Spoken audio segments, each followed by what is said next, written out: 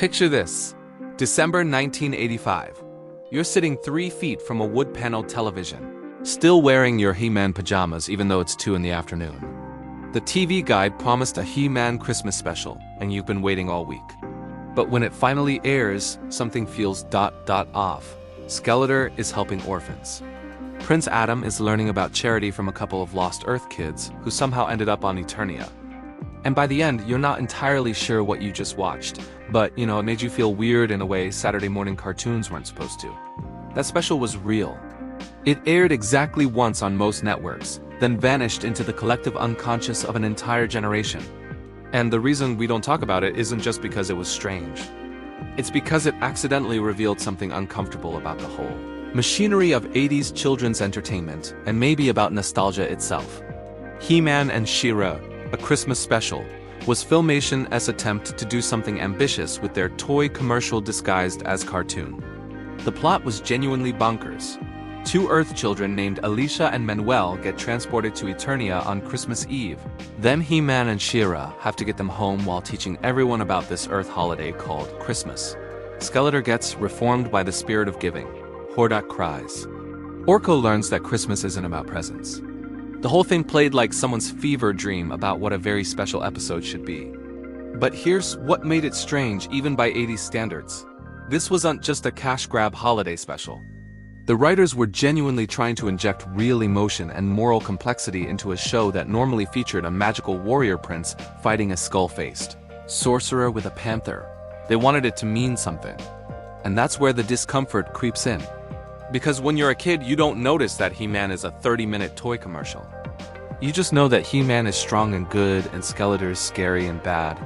And every episode ends with a moral lesson that you ignore because you're already thinking about playing with your action figures. The show works because it's simple. It's mythology you can hold in your hands. But this Christmas special tried to be sincere. It tried to have genuine pathos. And in doing so, it accidentally pulled back the curtain on the whole operation. There's a moment about halfway through the special where Skeletor, the literal embodiment of evil, is moved by the sight of orphan children receiving gifts. His skull face softens. He helps wrap presents. And if you were a kid watching this in 1985, something in your brain short-circuited. Not because Skeletor being good was impossible, but because the show was suddenly asking you to feel real things about these characters instead of just watching them fight. Child psychologists talk about something called play space versus real space in children's entertainment. Play space is where imagination happens safely. It's where a kid can watch Skeletor try to steal Castle Grayskull and not actually worry because everyone knows how this ends. The good guys win, someone learns a lesson about sharing or honesty, and you go outside to recreate the battle with your toys. Real space is where actual emotions live, where consequences matter, where complexity exists. The Christmas special tried to merge these spaces, and it felt wrong. Suddenly you're watching Skeletor have what amounts to a genuine emotional breakthrough, and your brain is processing this through 2 contradictory frameworks simultaneously. On one hand, he's still the plastic action figure sitting in your toy box whose arm doesn't move right anymore. On the other hand, the TV is telling you to care about his redemption arc. The machinery became visible. You could suddenly see the writers, the animators, the toy executives, all the adults trying to manufacture your emotions. And here's the darker part. This is actually how most nostalgia works.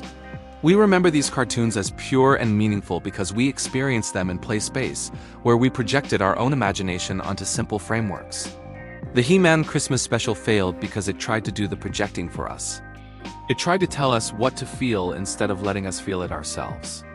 There's footage that occasionally circulates online of the special's most earnest moments, and they're almost painful to watch now. Not because they're poorly made, but because you can feel the desperation. The writers wanted this to matter.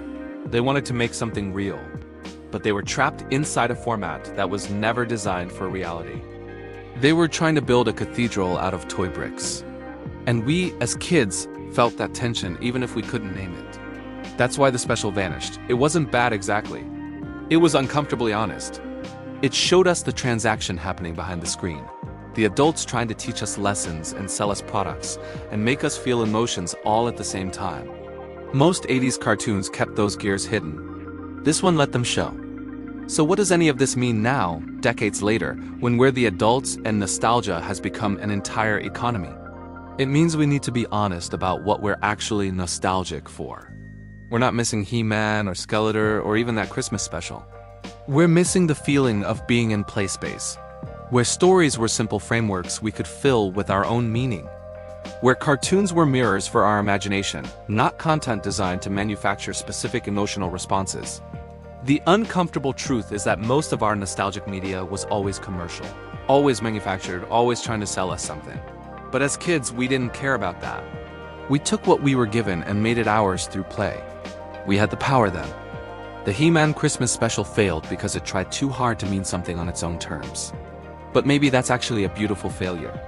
Maybe it's yes more honest than the endless parade of nostalgia reboots and remakes that try to recapture something that never existed in the first place. You can't recreate play space. You can only create it fresh or recognize it when you're in it. That's the real lesson that special accidentally taught us. Somewhere in a vault or on a worn VHS tape in someone's attic, that weird Christmas special still exists. Skeletor still learns about giving. Those Earth kids still make it home. And it still feels strange and earnest and uncomfortable in all the right ways. Because the best kind of nostalgia isn't about remembering things as better than they were. It's about remembering who you were when everything still had room for your imagination inside it. That's the Christmas special nobody talks about. Not because it was forgotten, but because it told us something true we weren't ready to hear.